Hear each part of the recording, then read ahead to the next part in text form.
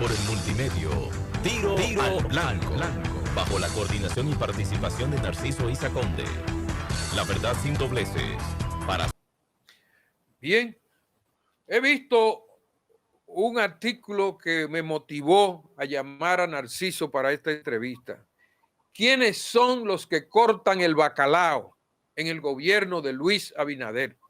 Muy directo, muy enganche, muy fuerte con el lenguaje popular. ¿Qué quiere decir? ¿Quiénes son los que están manejando el grueso del dinero del Estado o las decisiones fuertes en la administración que se juramentó hace 5 meses? El que corta el bacalao es el que decide. Ese es el poder determinante. Y si no tiene espina, mucho mejor. Los cubanos lo utilizan mucho. Ese es el que corta el bacalao. En el sector que sea. Y a nivel de Estado, a nivel de poder nacional, hay que identificar quién corta el bacalao. Y aquí aparentemente hay un presidente de la República que cualquiera llegaría a la conclusión de que corta el bacalao. Pero en este país se ha producido un determinado proceso que ha sido paulatino, pero que dio un salto brusco en esta elección, de el uso por la clase dominante de las partidocracias, de los partidos a su servicio, que se han convertido también en compañías por acciones, en un sistema altamente corrompido y tutelado por Estados Unidos, por los grandes poderes económicos locales. Pero el elemento nuevo es que ya, de hecho, la llamada clase empresarial, la clase capitalista, pero específicamente la élite, los multimillonarios, los grupos que han estado detrás del trono, asumen el trono. Son ellos los que cortan el bacalao. El presidente se entretiene con su marketing, con su show mediático, creando expectativas y falsas expectativas.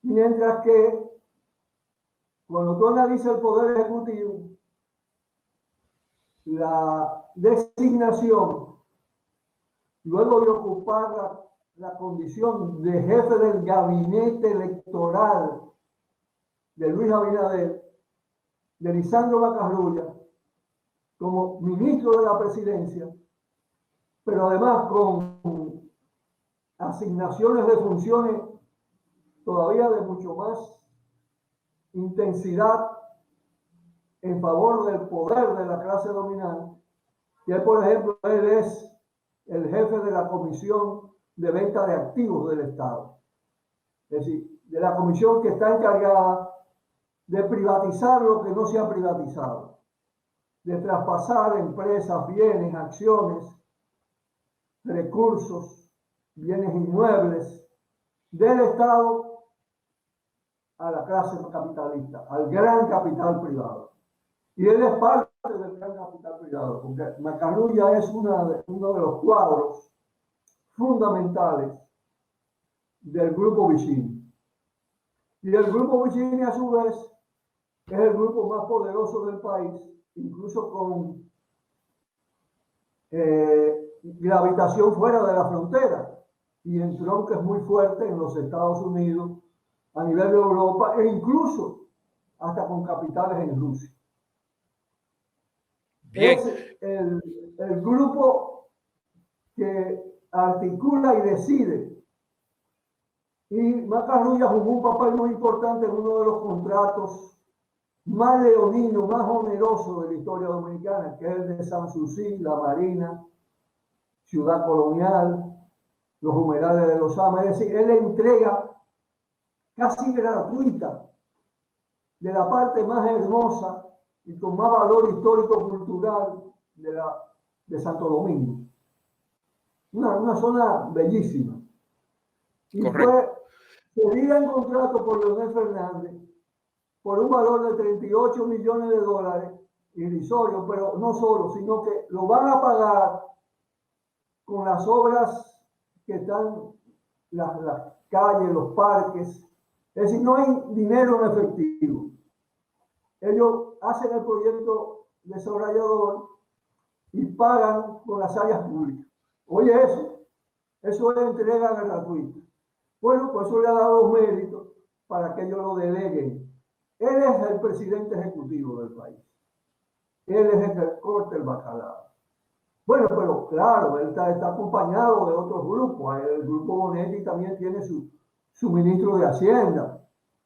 Y la relación de alianza, a propósito de las alianzas público-privadas, con los grupos fundamentales, el grupo Estrella de Santiago, que guisó en todo el periodo. Esto es muy bueno que lo conozcan los dominicanos allá residentes en el exterior. Fue uno de los consorciados de Odebrecht y de los que más hizo en todos los gobiernos del PLD. Acumuló una fortuna inmensa, pero vinculado a él está también todo ese grupo de Santiago, Félix García, Capellán y demás.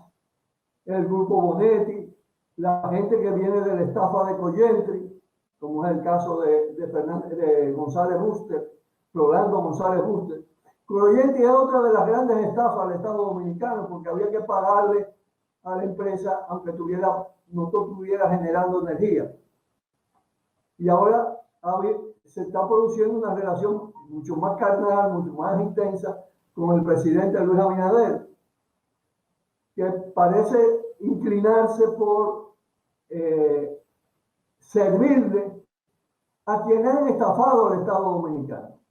Está el caso de los Bonetti también vinculado al fantasma. Tú tienes a un Jorge Mera, que es ministro de Medio Ambiente y Recursos Naturales, y es el abogado de Antena Latina, el abogado del fantasma, del que usurpa Antena Latina. Entonces, en verdad, esos son los que cortan el bacalao con una figura central, colateralmente, porque está vinculado todo el tema de ciudad colonial con el turismo. Está el caso de David Collado, que es un pupilo potencial candidato presidencial del grupo Vicini.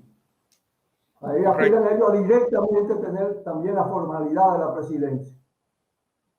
Es un salto, es decir, de hecho la partidocracia queda mucho más subordinada que antes. Antes tenía ciertos niveles de competencia, hacía conexiones, hacía concesiones, pero acumulaba desde el Estado y tenía poder de decisión en muchas cosas. Correcto. Tenemos... Eso explica, por ejemplo, muchas decisiones que se tomaron en el pasado. Ahora estamos en un sistema colonizado, recolonizado. La política exterior es otra que está en manos de esos intereses.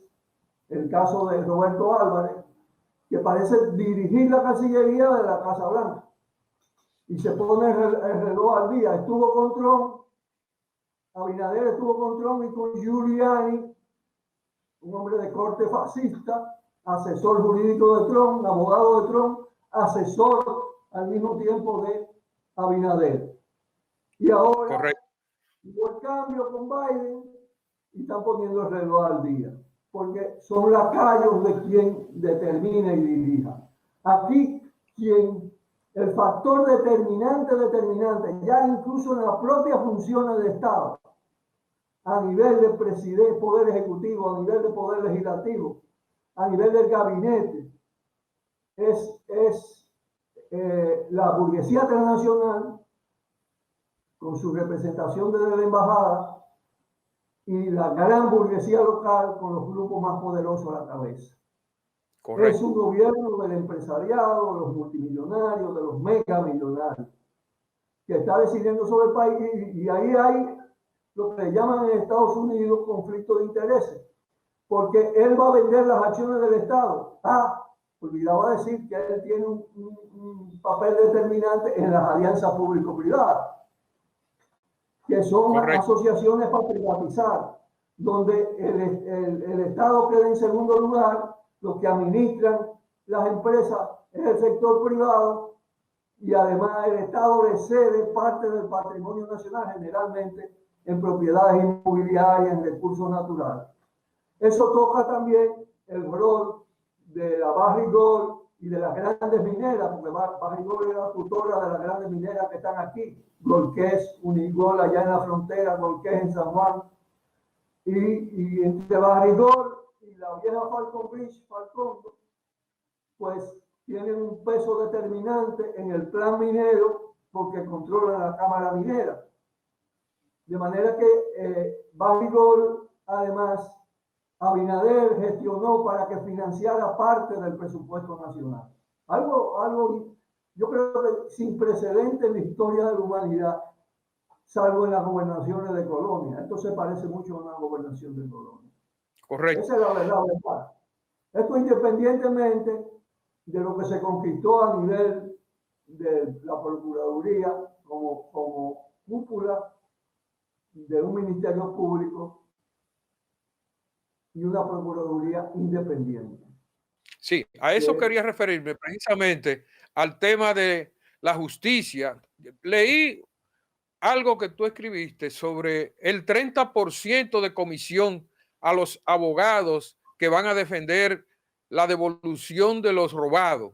Pero primero quiero que tú me digas cómo tú ves que marcha la justicia y si realmente es un proceso que marcha de manera creíble en la dirección correcta y cómo debería manejarse en la recuperación de los robados el gobierno de Luis Abinader. Anoto que el que va a definir los contratos y tiene la relación directa con la comisión de abogados, 6 juristas, es precisamente Lisandro Macarrulla. Otro poder más. Tú sabes que el volumen de los robados es enorme. Solo la sobrevaluación de Punta Catalina representa más de 1.000 millones y la sobrevaluación de todas las obras de Odebrecht representa más de 2.000 millones de dólares. Wow. Y hablar todos los otros escándalos, donde ya está el caso de los Tucanos, por ejemplo, donde está Leonel Fernández implicado y el actual gobernador del Banco de Reserva, designado por Abinader. Eso representa casi 6.000 millones de pesos. Los pulpos de Danilo representan casi 5.000. De manera que son volúmenes muy altos. El caso de la ONSA, el caso del CEA, el caso de los Tres Brazos. Es decir, es un volumen enorme. Eso lo va la relación con los abogados, que se van a chupar el 30% de los robados. Se supone que ese 30% es una tarifa establecida entre los pleitos en el sector privado. Tú contratas a un abogado para un solar que te quieren quitar y tú le tienes que dar el 30% del valor. Pero eso no puede ser para un Estado, que el Estado le ceda, crea nuevos millonarios a partir de su recurso, de lo que ya se robaron, creando incluso, engordando al sector privado y debilitándose el mismo, cuando tiene en la propia Procuraduría General de la República y en todas las instituciones muchísimos juristas nombrados. Eso se hace bajo sueldos dignos, pero no más. Entonces, esto es parte de la nueva corrupción, todo lo que he mencionado. Estamos ahora frente también al tema de la vieja corrupción. ¿Qué está pasando con eso? Bueno, evidentemente el gobierno que hubo de designar por toda la presión popular, todo lo que pasó con Marcha Verde, todo esto, ¿no? Es decir, Marcha Verde fue el factor determinante del cambio político. Pero eso ha sido probado, cooptado políticamente por la cúpula del PRM, que a su vez está asaltada por grandes empresarios, como es el propio Abinader, con una fortuna de más de 4.000 millones. El caso de Paliza y todos los entronques que ellos tienen. Entonces ahí Abinader está apostando a que la corrupción se quede en el ataque al danilismo, parcialmente. Claro, yo confío en la independencia de Miriam Germán y de una buena parte de su equipo. Son gente digna, que está haciendo todo lo posible, pero tienen reducido el presupuesto y ya le meten una comisión de abogados para un tema fundamental que es la recuperación de los bienes, que es una manera de intervenir también el Ministerio Público, de suplantar en funciones que debe ejercer el mismo Ministerio Público. Pero además, todavía, con un cúmulo de expedientes enorme, con un presupuesto bajo, tienen una situación para maniobrar muy difícil de verdad. Ahora, Abinader está protegiendo a Leonel. Eso está clarito, y dándole cuota en el Estado, en el Consejo de la Magistratura, en la Junta Central Electoral, en el Tribunal Constitucional. Es decir, porque ellos apuestan a liquidar al PLD danilista, pero levantando al mismo tiempo al PLD leonelista que se vistió de verde. Es una maniobra, evidentemente. No, la corrupción y la lucha contra la impunidad no puede tener conflicto preferido. Claro, en manos de la Procuraduría está el expediente de los... Bueno, prácticamente los expedientes fundamentales. Marcha Verde entregó el archivo abierto con el caso Tucano, los casos de narcocorrupción, el caso de Antena Latina, el caso del CEA y de la ONSA, todos los casos. Unos que tocan a Leonel, otros que tocan a Hipólito, otros que tocan a Danilo Medina. Pero evidentemente quieren sesgar, quieren hacer una acción antiimpunidad parcializada. Ahí tiene un desafío la Procuraduría con esos expedientes. Claro, era lógico que comenzaran por el danilismo. Pero oye lo siguiente, la Procuraduría no es todo el Ministerio Público. Ya estamos viendo cosas de fiscales protegiendo la corrupción. Pero además toda la justicia, lo fundamental es el poder judicial. No hay justicia independiente aquí ahora. Es una justicia que está penetrada por la corrupción y que sirve en mucho grado a la impunidad. Y se está viendo también eso en el caso del expediente de Odebrecht. De manera que hay mucha espuma, pero poco chocolate en todo esto, ¿no? Y una presión dirigida y enlace y alianza para tratar de mutilar la acción contra la corrupción. Además, no hay Ministerio Público Independiente porque todavía constitucionalmente el presidente puede quitar o puede poner. Y en un momento determinado puede hacerlo. Lo habrá cuando esa figura esté consagrada constitucionalmente, y eso no existe aquí. Entonces es frágil la situación en el orden de la lucha contra la corrupción y la impunidad. Y evidentemente lo más ominoso de todo es que la corrupción empresarial, la del generalato, la de las grandes corporaciones transnacionales, especialmente el caso de Falcón y de Barrigol. Imagínate tú que el pasivo ambiental de Falcón Bridge, es de un monto de 2.500 millones de pesos. Y que lo de Barrigol es uno de los contratos más leoninos de la historia dominicana, así como te hablaba del de Sanssouci. Porque incluso todo el agua de la presa de Atillo la puede consumir gratis. Y además, todo el pasivo ambiental lo tiene que pagar el Estado, no lo paga la empresa. Correcto. Imagínate, ahí hay una impunidad.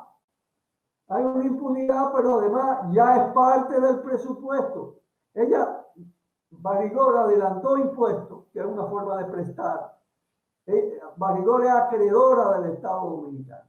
Y como tal, el gobierno no se atreve a pararla, porque es parte del poder fundamental, que ya no está detrás del trono, que es el que corta el bacalao. Correcto.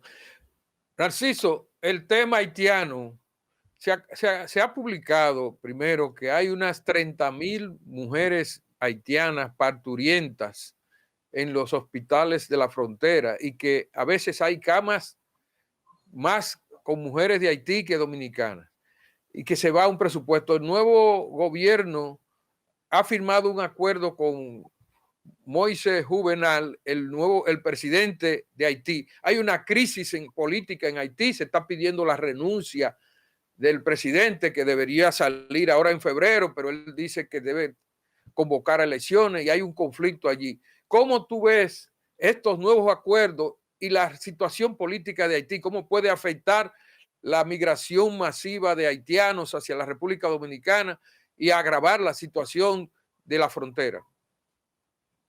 Vamos por partes. El problema migratorio es un fenómeno económico-social. Los países más empobrecidos, los pueblos de los países más empobrecidos y la parte más empobrecida de los pueblos, incluyendo el dominicano, trata de buscar formas de sobrevivencia y de cierto avance emigrando.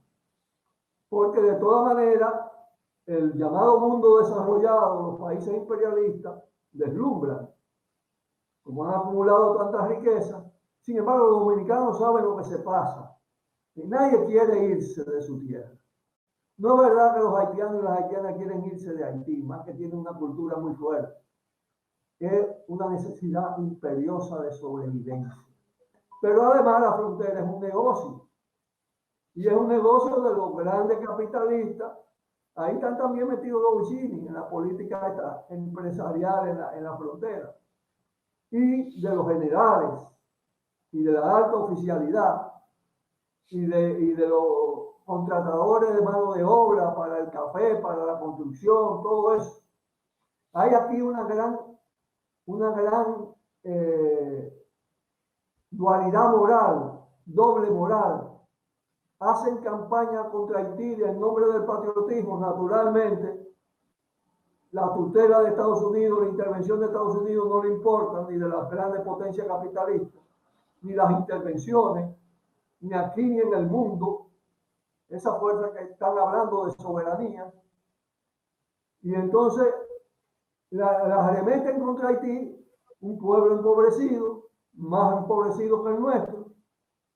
En lugar de pensar en una línea de cooperación, en una línea también que respalde las aspiraciones del pueblo haitiano, entonces se alían con la cúpula en Haití gubernamental. Y en este caso el pacto fue con el presidente Jovenel Moïse, que es una escoria política, un tipo de la perversidad esa que crea los Estados Unidos para gobernar. Es un tipo que está dominado por ellos, es de sus corruptos, de sus cabrones, podemos decir, al servicio de los Estados Unidos, y por eso está ahí, porque el pueblo, él hizo fraude. Por eso que está planteado el tema de la fecha, porque la Constitución establece que cuando hay irregularidades en las elecciones, en los procesos que eligen a un presidente, se puede rebajar un año. Y eso es constitucional, y eso es lo que está demandando. Pero antes de eso, incluso, el pueblo haitiano estaba en la calle pidiendo la cabeza de Moïse. Por todo el robo, la corrupción, todo el tema de las represiones. Es un pueblo sumamente sufrido, pero al mismo tiempo muy combativo. Ha hecho manifestaciones espectaculares y huelgas de alto nivel.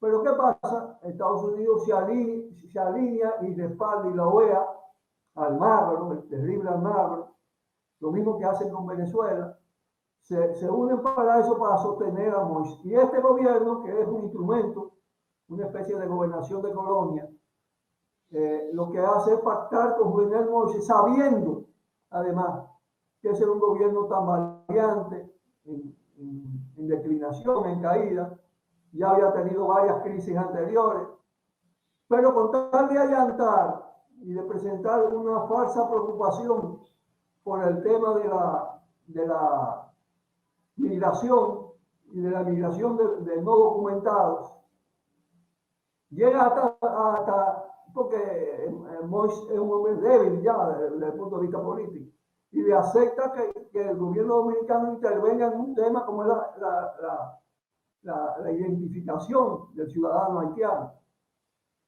Eso fue parte del acuerdo. Desde el primer momento yo dije, eso es espuma. Eso es una cosa totalmente frágil. Además no va al fondo del problema, porque mientras existan gobiernos corruptos, neoliberales, en favor de las oligarquías, de las grandes transnacionales y los procesos de empobrecimiento en Haití, el tema no se va a solucionar con acuerdos de frontera y con vigilancia de frontera. No hay muro que pare eso. No lo para Europa Occidental ni Estados Unidos, no lo para. Es decir, lo que está pasando es que los pueblos empobrecidos están buscando formas de sobrevivencia. Y en el caso dominicano, que es un caso muy especial en el mundo, compartimos una isla. Como ellos tienen tantas dificultades para cruzar el mar, para irse a Miami, para todo eso, y el masacre se pasa a pie, pasan por este lado. Las posibilidades de un gran acuerdo están precisamente en la existencia de gobiernos soberanos en ambos países. La soberanía dominicana no se define frente a Haití, se define frente a Estados Unidos y la grande potencia capitalista. Haití no tiene fuerza para imponerse sobre la República Dominicana. Es incluso un estado mucho más débil, aunque tiene un pueblo muy aguerrido, que además tiene el aval histórico de haber sido el primero que conquistó la primera independencia en el continente. Entonces es un mérito tremendo. Sin embargo, es un pueblo estigmatizado, desacreditado permanentemente por una concepción también racista, hispanófila, porque lo que hizo Haití, lo que hizo la República Dominicana fue separarse de Haití, porque tiene una identidad cultural distinta y una historia distinta. Y en eso consiste el acto de independencia, de fundación de la República, más bien en una separación. Pero Haití nunca, incluso el régimen que estableció después de la ocupación, después de la revolución haitiana, era mucho más avanzado que el dominicano, porque no existía el dominicano.